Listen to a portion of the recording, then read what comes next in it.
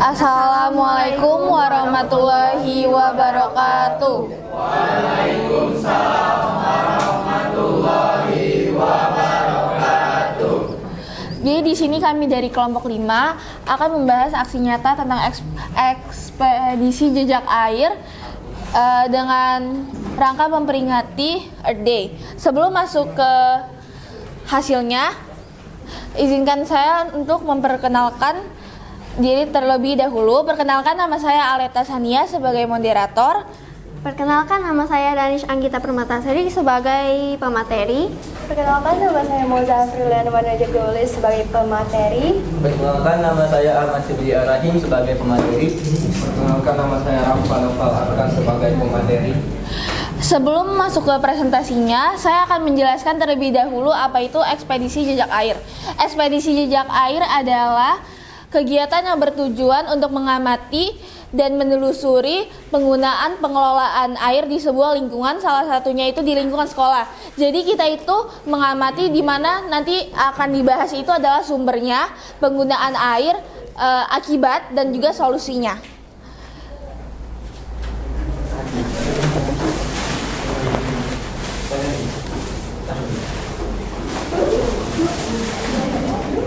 Jadi yang pertama itu adalah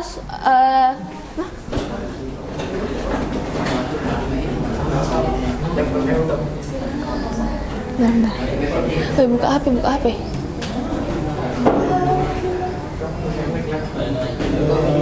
Jadi yang pertama itu adalah sumber air dan tempat penggunaan air yang berada di lingkungan SMA 17 yang akan dijelaskan oleh Danish Anggita. Kepada Danish saya persilakan.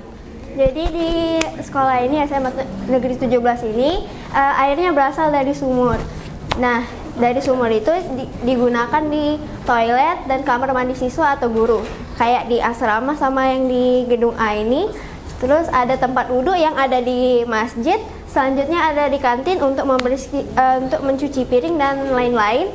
Selanjutnya ada juga keran umum yang biasanya digunakan untuk menyiram tanaman ataupun mencuci bus sekolah ataupun kendaraan sekolah. Dan selanjutnya ada wastafel umum yang digunakan di depan kelas untuk mencuci tangan. Baiklah, selanjutnya itu adalah kondisi saat ini di SMA 17 yang akan dijelaskan oleh Rafa. Kepada Rafa saya persilakan. Jadi saya akan menjelaskan kondisi saat ini.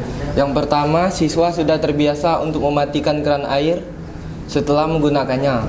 Yang kedua, sekolah sudah memiliki sistem penampungan air hujan untuk mencegah banjir. Selanjutnya itu adalah masalah yang ditemukan yang akan dijelaskan oleh Shibri. Kepada Shibri saya persilakan. Baik, terima kasih Aleta. Jadi masalah yang kami temukan pada kasus kami ini adalah yang pertama, terdapat wastafel umum yang bocor, tersumbat, dan dibiarkan begitu saja. Yang kedua, beberapa siswa memilih untuk berwudu di wastafel yang menyebabkan banyaknya air yang berceceran di lantai sekitar koridor sekolah dan membuat lantai koridor menjadi basah, licin, dan dapat membahayakan siswa yang lain. Selain itu, berwudu di wastafel juga termasuk pemborosan air. Nah, ini adalah salah satu contoh fotonya. Jadi ini adalah penampung untuk mencegah banjir. Nah, ini sedikit tidak kelihatan. Jadi banyak sekali siswa-siswa yang sering berwudu di wastafel dan menyebabkan koridor itu jadi banjir. Dan juga ini ada di belakang kantin itu tempat cucian piring. Nah, jadi itu tuh bisa aja gotnya tuh tersumbat karena limbah-limbah dari sabun tersebut. Nah, salah satunya. Terus ini juga tadi kami kurang mengasih fotonya, itu contohnya di wastafel umum. Nah, biasanya itu kita kayak sering buang air atau buang air yang ada sisa makanannya. Jadi menyebabkan wastafel itu tersumbat dan banjir. Contohnya itu pernah di wastafel di depan A32 ini. Lalu selanjutnya itu ada solusi untuk masalah-masalah yang terjadi tadi di SMA 17 tersebut yang akan dijelaskan oleh Moza. Jadi solusi dari penyebab itu adalah yang pertama, wastafel bocor. Segera perbaiki keran bocor atau lakukan pengecekan rutin fasilitas air. Yang kedua, wudhu di wastafel. Sosialisasikan larangan wudhu di wastafel, perbaiki dan tambah fasilitas tempat wudhu. Yang ketiga, pasang tanda larangan di wastafel. Yang ketiga itu adalah lantai basah dan licin. Tingkatkan kebersihan area koridor, ajak siswa dan siswi menjaga kebersihan bersama. Jadi salah satu contoh aksi nyatanya itu kami bisa memasang poster seperti ini di depan wastafel umum yang biasanya digunakan untuk menjadi tempat wudhu dan juga membuang bekas-bekas makanan. Selanjutnya itu ada kesimpulan. Jadi kesimpulan dari hasil kami itu, sekolah itu sudah cukup baik dalam pengelolaan air. Tetapi masih ada masalah seperti keran bocor dan siswa berwudhu di wastafel yang membuat lantai menjadi basah dan banjir sehingga dapat membahayakan siswa lain seperti kepleset di koridor. Lalu untuk solusinya itu bisa dapat memperbaiki keran-keran yang bocor, terus memasang poster-poster ajakan agar tidak membuang sampah di wastafel atau berwudu di wastafel, dan juga menambah tempat wudu. Baiklah, sekian itu adalah hasil-hasil dari pengamatan kami tentang tentang ekspedisi jejak air. Selanjutnya kami akan membuka sesi pertanyaan, dan bagi kelompok lain yang ingin menanggapi juga dipersilakan. Baik, Aulia, dipersilakan. Assalamualaikum warahmatullahi wabarakatuh. Ya, catat. Kenalkan, nama saya Aulia Zana dari kelompok 6. Jadi saya ingin menanyakan tentang solusi lain selain yang telah kalian jelasin. Saya juga ingin menambahkan isu yang ada di depan kantin. Biasanya itu kan kalau musim hujan, di depan kantin itu ada genangan air yang membuat kita sulit untuk melewati. Nah, apa solusi yang tepat untuk membuat genangan air yang ada di depan kantin itu tidak ada lagi? Genangan air di mana ya? Baik, terima kasih Aulia. Apakah ada lagi kelompok lain yang ingin menanggapi atau memberikan pertanyaan? Kepada Nadine saya persilakan. Genangan air di mana ya? Kan sih, grupnya kan sudah. Nah, jadi kan Alena tadi ngomong kalau misalnya wudhu di wastafel itu menyebabkan keborosan pada air. Nah, sebutin kenapa alasannya itu bisa menyebabkan keborosan pada air. Perhatian. Oke, makasih Nadine.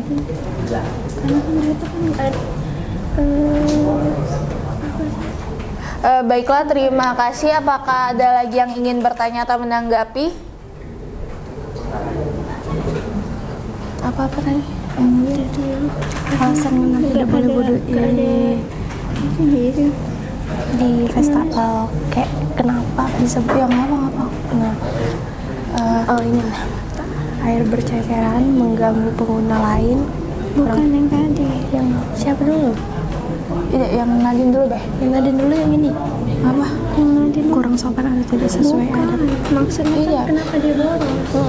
Kenapa? Salah tulis gak sih gitu tuh sebenarnya? Tidak, itu tuh karena kan ini. Denis, kamu aja jelasin. Nah, karena air dapat berceceran dan Enggak, ini kan membasah boros. lantai. Bisa nggak jelasin? Jawabnya Nadine. Bisa sih. Tidak apa, bagi aku bantu. Oke. Jadi kami akan menjawab pertanyaan Nadine terlebih dahulu, yang akan dijawab oleh Denis.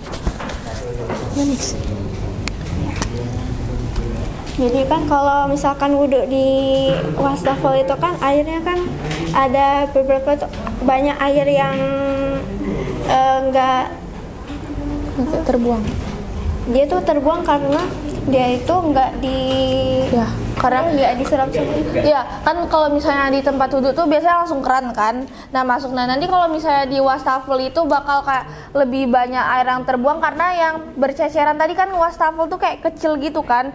Nah yang termasuk pemborosan itu air-air yang terbuang di lantai atau koridor tersebut. Karena harusnya kan kayak kalau wudhu itu di keran air atau kayak bak gitu yang emang langsung keran air gitu ya, langsung pembuangan. Nah itu tuh kayak malah kita karena susah kan kalau misalnya di wastafel tuh, jadi banyak kayak air yang muncrat nanti ke lantai-lantai tersebut gitu.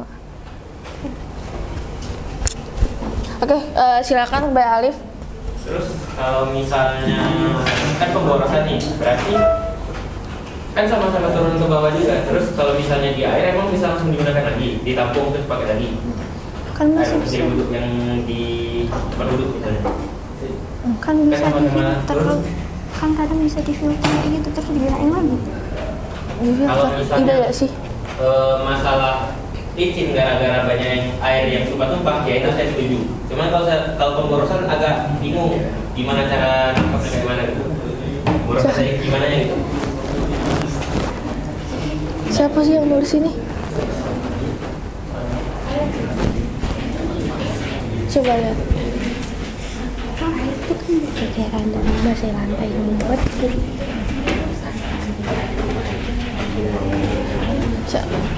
nah kan yang air berceceran dan Sama aja. Ya, enggak usah incer itu. Baiklah kepada Alif, mohon menunggu sebentar. Enggak, salah itu. Bener kok. Emang harusnya kita tidak nulis boros. Siapa sih yang nulisnya? Ini nih. Sebenarnya aku setuju banget sih. apa? Iya, Bentar, aku ya. enggak.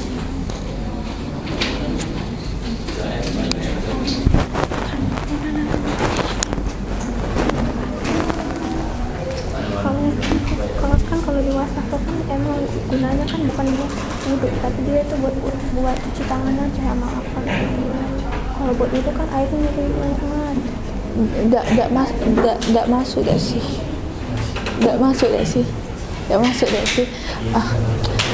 Baiklah, jadi saya akan menanggapi kritikan dari Alif. Jadi menurut saya benar itu nggak termasuk ke pemborosan. Paling masalahnya itu tadi di malah lantai menjadi lebih licin. Mungkin tadi ada sedikit kesalahan penulisannya dan tadi tidak dicek lagi. Jadi terima kasih Alif yang sudah koreksi. Baiklah, selanjutnya itu akan menjawab pertanyaan dari Aulia. Tidak, lagi Denis, yang penampungan tadi kan? Enggak, Denis ya. Kan banjir yang di bawah itu nah, kenapa penyebabnya? Kita bukan Karena sampah. Oke. Jadi tadi Aulia itu nanya tentang yang genangan air di depan kantin tadi. Itu saya mau nanya lagi, itu tuh genangan air yang kayak banjir becek gitu ya? Soalnya nggak pernah lihat yang di depan air, yang di depan kantin. Yang mana sih? banjirnya maksudnya. Sebenarnya ada. Saya ketika pulang, saya biasanya lewat depan kantin untuk lebih efisien keluar dari Saatnya istirahat. ketika It's time to have a break. bakal menimbulkan genangan air yang sedikit banyak, yang cukup banyak sehingga bisa membuat kaki kita jadi basah. Nah, karena itu genangan air, karena penyebab banjir itu bisa terjadi adanya tersumbat atau beberapa hal yang lainnya. Nah, saya menanyakan solusi untuk tidak ada lagi genangan air yang ada di depan kantin. ketika musim hujan? Baiklah, saya akan menjawab. Tadi mungkin genangan air itu termasuk, biasanya kalau misalnya hujan tuh kan biasanya disebabkan karena buang sampah di got tadi, seperti yang kelompok sebelumnya itu kayak dia tersumbat di gorong-gorong tersebut. Jadi harusnya kan air hujannya itu mengalir di gorong-gorong tersebut.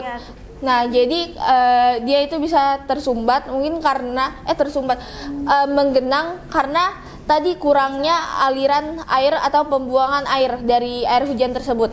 Solusinya mungkin bisa. Jadi saya menanyakan solusi yang dari gorong-gorong tersumbat tadi.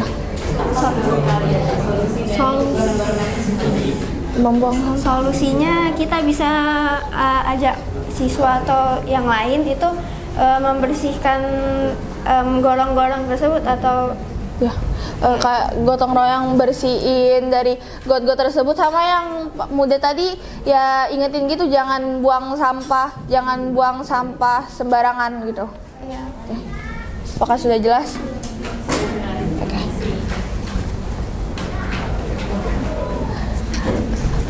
Jadi baiklah, sekian presentasi kami tentang pengamatan jejak air. Mohon maaf tadi jika ada kesalahan atau ketidaktelitian. Kami akhiri. Wassalamualaikum warahmatullahi wabarakatuh. Waalaikumsalam warahmatullahi wabarakatuh.